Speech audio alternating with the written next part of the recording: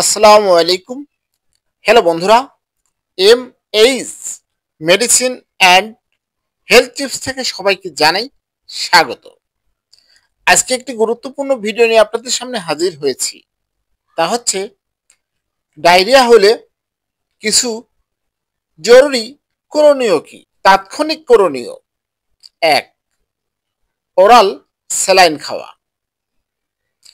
ডায়রিয়ায় শরীর থেকে পানি ও লবণ বের হয়ে যায়, তাই সবচেয়ে জরুরি হলো ঘন ঘন ওরাল স্যালাইন ওআরএস খাওয়া। যদি বাজারের স্যালাইন না থাকে, ঘরে বানানো স্যালাইন খাওয়া যেতে পারে।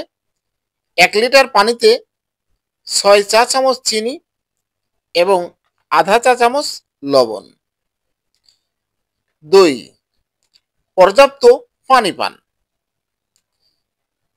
সেদ্ধ ঠান্ডা পানি, ডাবের পানি, হালকা চা খাওয়া যেতে পারে। একসাথে বেশি না খেয়ে অল্প অল্প করে বারবার খেতে হবে। ৩.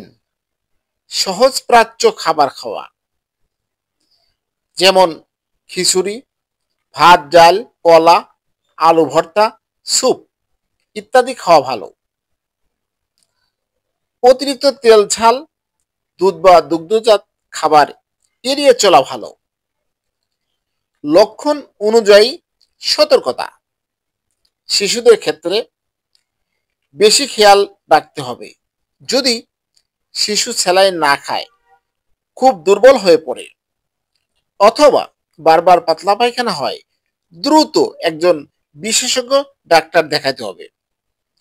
প্রাপ্তবয়স্কদের ক্ষেত্রে যদি বারবার বমি হয়, টানা পানি শূন্যতা অর্থাৎ খুব দুর্বল লাগা, প্রস্রাব কমে যাওয়া, চোখ বসে যাওয়া, পায়খানায় রক্ত আসে বা খুব বেশি জ্বর হয়, তবে দেরি না করে নিকটস্থ হাসপাতালে যেতে হবে।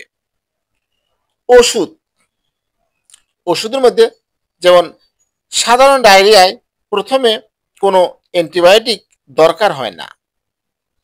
ডাক্তার দেখানোর পর প্রয়োজনে অ্যান্টিবায়োটিক বা অন্য কোনো ওষুধ দেওয়া হয়। নিজে নিজে অ্যান্টিবায়োটিক ওষুধ খাওয়া ঠিক নয়। সহজভাবে বললে সবচেয়ে জরুরি হলো পর্যাপ্ত স্যালাইন খাওয়া এবং শরীর ডিহাইড্রেশন থেকে বাঁচানো।